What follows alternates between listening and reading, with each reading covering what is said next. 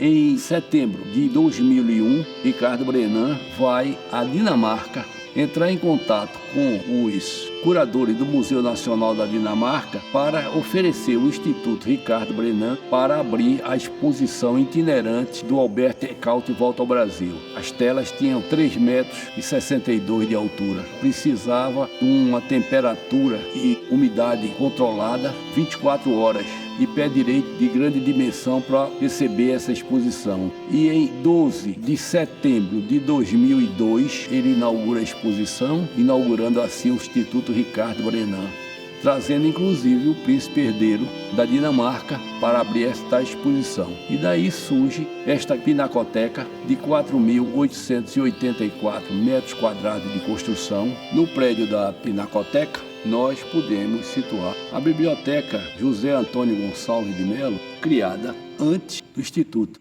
porque na iminência de toda a coleção do maior historiador sobre o Brasil holandês sair de Pernambuco, Ricardo Brenan resolve comprar toda a coleção e com isso ele compra inicialmente 4.883 volumes e transforma isto na grande biblioteca, hoje com cerca de 60 mil itens, funcionando permanentemente à disposição de qualquer pesquisador, de qualquer área de conhecimento. O Instituto Ricardo Brenan, eleito pela TripAdvisor como o mais importante museu da América do Sul.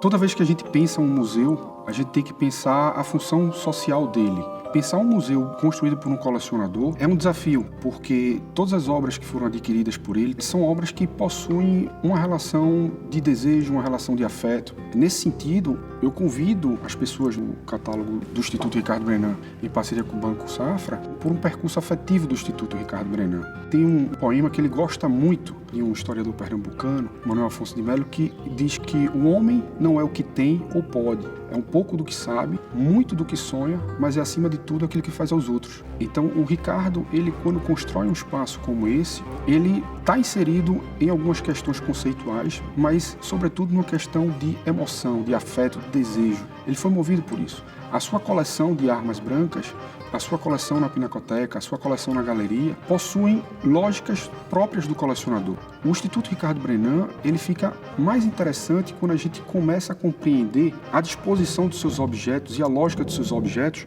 por essa lógica do colecionador. Leonardo Dantas uma vez conceituou ele como um construtor de sonhos, usando Shakespeare dizendo que nós somos feitos da mesma matéria que são feitos os sonhos. O Instituto, na verdade, é um sonho que se tornou realidade, movido pela perseverança do colecionador.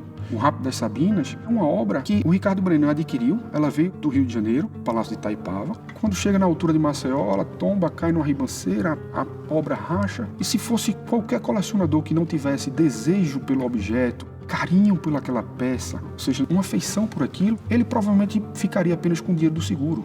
Não foi o caso do Ricardo. O Ricardo preferiu ficar com a peça, restaurou, teve a oportunidade de conhecer restauradores do Vaticano, depois convidá-los para vir ver essa obra, para ver se a restauração estava bem feita, eles ajudarem e fazer um segundo restauro. Quer dizer, isso mostra um desprendimento, a perseverança do colecionador por aquele objeto. E isso a gente precisa pensar toda a coleção. Ou seja, o Rápido das Sabinas é o respeito também à obra, aquilo que fique para a posteridade. O museu para Ricardo Brenan, eu imagino que seja um local de preservação da memória e da história. Nós temos a maior coleção do mundo de Franz Post.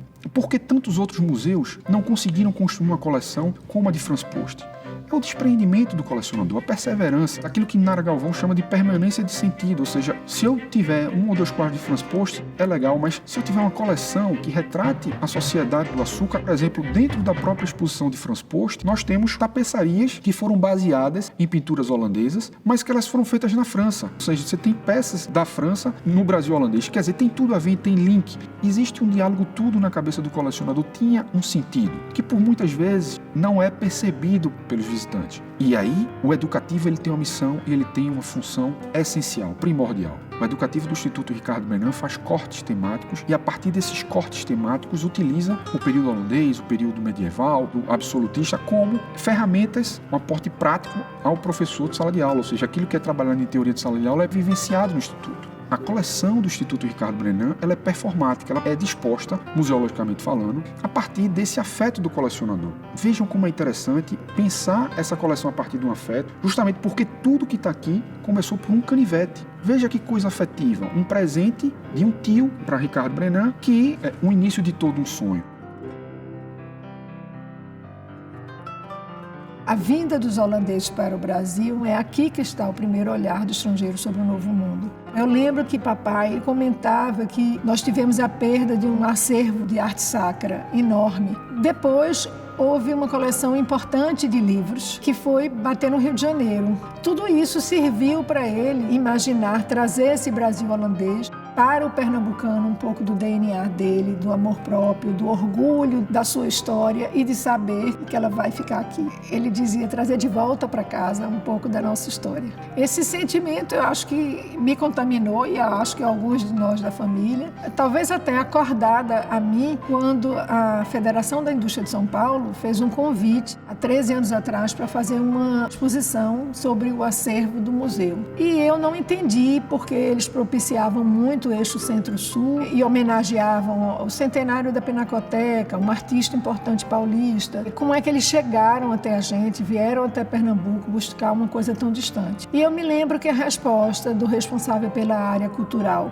ele disse que o que ele estava levando era o exemplo, que tinha um empresário que estava construindo um acervo para deixar para a sua cidade. Ele entendeu isso como uma coisa importante e eu vi esse acervo crescer, eu vi a preocupação de papai de construir esse acervo e me sensibiliza muito pensar que ele não tinha nenhuma moedinha, nenhum quadro, nenhum objeto do que nós estamos vendo aqui. Ele não tinha na casa dele, ele não trouxe nada de casa. Então, o que ele tem aqui, ele construiu nos últimos 20 anos, de uma dedicação espartana, porque temos que lembrar que ele começou com o Museu de Armas, que ganhou espaço com a vinda da Pinacoteca e com mais alguns anos para frente ele fez uma galeria para as exposições temporárias e para alguns eventos. Mais tarde fez um restaurante, fez também uma capela e o impressionante é pensar que ele riscou essa capela aos 87 anos de idade. Em um ano ele construiu dentro do mesmo perfil de toda a instituição, que é um estilo meio gótico. Teve uma pressa, um sentido de urgência de construir a curto prazo, porque ele queria prestar uma homenagem à mulher dele, que é uma pessoa de muita fé e que essa fé ajudou a carregar a família enquanto ele cuidava de manter a família. Então eu acho que com esse espírito, o acervo do Instituto, se não triplicou, dobrou ou não, eu não sei. O certo é que inauguramos com uma coleção bonita e com espaço e com respiração para ser usufruída, mas ao longo dos 18 anos e meio que nós temos agora, ele com certeza ocupou todos os espaços. E ele não gostava que a gente guardasse as coisas na reserva técnica. Por fim, eu gosto de pensar que foi um privilégio ele, no último ciclo de vida, ter usufruído do reconhecimento das pessoas que cercavam ele aqui e, mais do que isso, um reconhecimento que se estendeu e que chegou até este Centro-Sul, que passou a identificá-lo como um empreendedor industrial e que já era um empreendedor social, mas que chegou à cultura e chegou com vontade e ocupou um espaço respeitado por todo o país.